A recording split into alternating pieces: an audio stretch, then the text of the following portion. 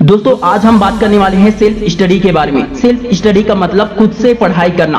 कई लोगों के पास कोचिंग जाने के लिए पैसे नहीं होते हैं और कभी कभी स्कूल से उस तरह से बेनिफिट नहीं मिल पाता है जिसकी हम उम्मीद करते हैं। टीचर हमें वो नहीं सिखा पाते हैं जो हमें सिखाना चाहिए। सभी स्टूडेंट से मैं कहना चाहूंगा कि आप निराश मत होइए। आप सेल्फ स्टडी करके दूसरों से भी कई गुना ज्यादा अच्छा नंबर ला सकते हैं। कोचिंग करने वाले भी आपसे पीछे हो जाएंगे और आप उनसे आगे टॉप पर रहेंगे। सेल्फ स्टडी करके दूसरों को अपने रिजल्ट से चौंकाया जा सकता है। जब मैं 9th क्लास में था तो मेरे अधिकतर सभी दोस्त लगभग कोचिंग जाते थे, लेकिन मेरे पास पैसे नहीं थे, मैं नहीं जाता था। मैं सेल्फ स्टडी करता था। जितने दोस्त कोचिंग जाते थे उसमें से अधिकतर के 60% के आसपास मार्क्स आए। सिर्फ एक दोस्त था जिसके 83% मार्क्स आए और मेरा 81% मार्क्स आया था, जबकि मैंने कोचिंग नहीं की। मैंने 12th और कॉलेज में भी सेल्फ स्टडी ज्यादा की है और कई चीजें खुद से सीखी है, खुद से सेल्फ स्टडी की है। दोस्तों काबिलियत तो स्टूडेंट के अंदर ही होता है। अगर वो चाहे तो खुद से पढ़कर टॉपर बन सकता है, खुद से कई चीजें सीख सकता है, और ना चाहे तो उसे कितने ही बड़े बड़े कोचिंग सेंटर या दुनिया के टॉप स्कूल कॉलेज में क्यों ना भेज दिया जाए, डब्बा का डब्बा ही रहेगा वो। इसलिए आज हम आपको सेल्फ स्टडी करके ज्यादा मार्क्स लाने के तरीके बताएंगे।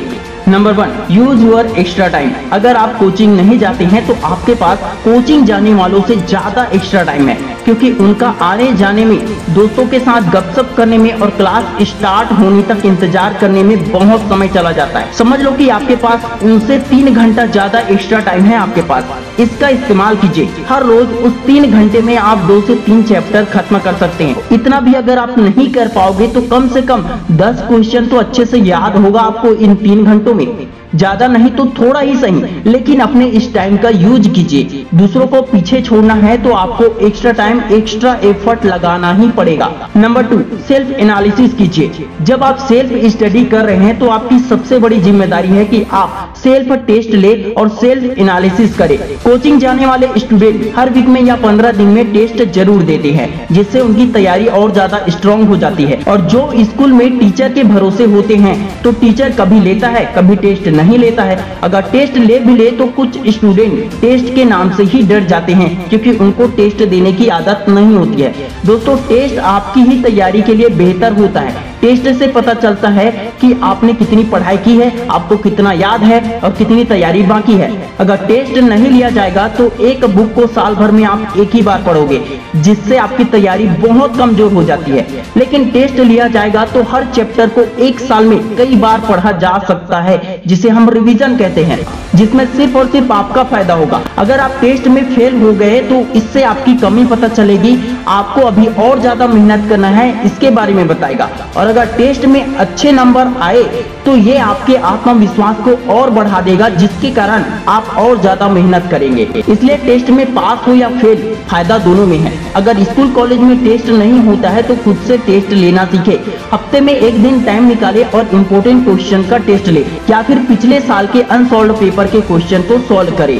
Number 3, select your best time. अगर आपको रोज 10 बजे सोने की आदत है और आप उसी टाइम पर पढ़ाई करोगे तो नींद आएगा ही। अगर खाना खाते ही पढ़ने बैठोगे तो नींद आएगा ही। जब पेट भरा हुआ होता है तो दिमाग में पढ़ाई की बातें भरना मुश्किल होता है। इसलिए पढ़ने का सही टाइम चुने। सुबह, दोपहर या शाम, रात को, जिस टाइम पर आपका माइंड फ्रेश रहता है, जिस टाइम पर आप पूरी एकाग्रता के साथ पढ़ सकते हैं, उस टाइम पर ज्यादा पढ़ाई करें। मेरा मतलब ये भी नहीं है कि आपका मन जब होगा तब आप पढ़ाई करेंगे। मन के लगने का इंतजार मत करो, मन के गुलाम मत बनो, मन के राजा बनो। मन को वश में करके पढ़ाई करने बैठो।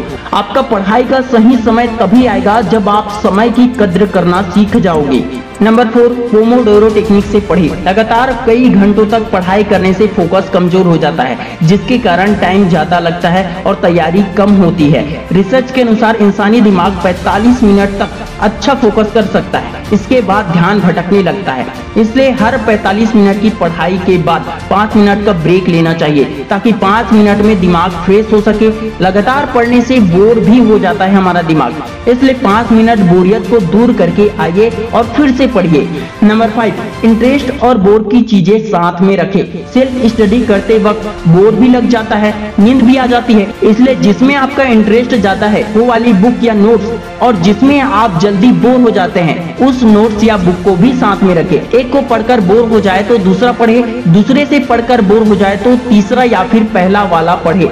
सब्जेक्ट चेंज करते रहने से बोर नहीं लगेगा और ज्यादा टाइम तक आप पढ़ाई कर पाओगे।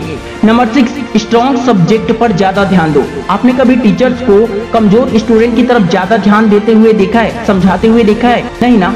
टीचर्स उन पर ज्यादा ध्यान देते हैं जो पढ़ाई में अच्छे होते हैं और उन्हीं को ज्यादा मोटिवेट करते हैं ताकि टीचर और स्कूल का नाम रोशन हो सके। इसी तरह दोस्तों सभी सब्जेक्ट को पढ़ना है, सभी से ज्यादा मार्क्स लाने हैं, लेकिन जिसमें आप सबसे ज्यादा स्ट्रॉन्ग हो उस सब्जेक्ट पर और ज्यादा टाइम और ज्यादा मेहनत देना चाहिए, क्योंकि उसी से आप ज्यादा से ज्यादा नंबर स्कोर कर पाओगे। और जिसमें आप कमजोर हैं उसमें थोड़े से कम मार्क्स आ भी जाएंगे तो भी आपका स्ट्रॉन्ग सब्जेक्ट का नंबर मेंटेन कर लेगा। नंबर 7, टीचर या किसी फैमिली मेंबर्स की हेल्प ले। कोई डाउट है या आपको कुछ समझ में नहीं आ रहा है तो उसे अपने टीचर से जरूर पूछे या फिर उनसे हेल्प जरूर ले जो आपको समझा सके, आपकी हेल्प कर सके, चाहे वो आपका फ्रेंड हो या फैमिली हो। इससे आपकी तैयारी और ज्यादा मजबूत हो जाएगी। नंबर 1, इन 7 तरीकों को ईमानदारी से फॉलो करें, तभी आपके मार्क्स ज्यादा से ज्यादा आएंगे और आप दूसरों को पीछे छोड़ पाएंगे। अगर ये वीडियो हेल्पफुल लगा हो तो इस वीडियो को लाइक करके दूसरों के साथ शेयर जरूर करना। Wish you all the best दोस्तों। इस वीडियो को लाइक, शेयर, कमेंट, सब्सक्राइब जरूर करना। जय हिंद।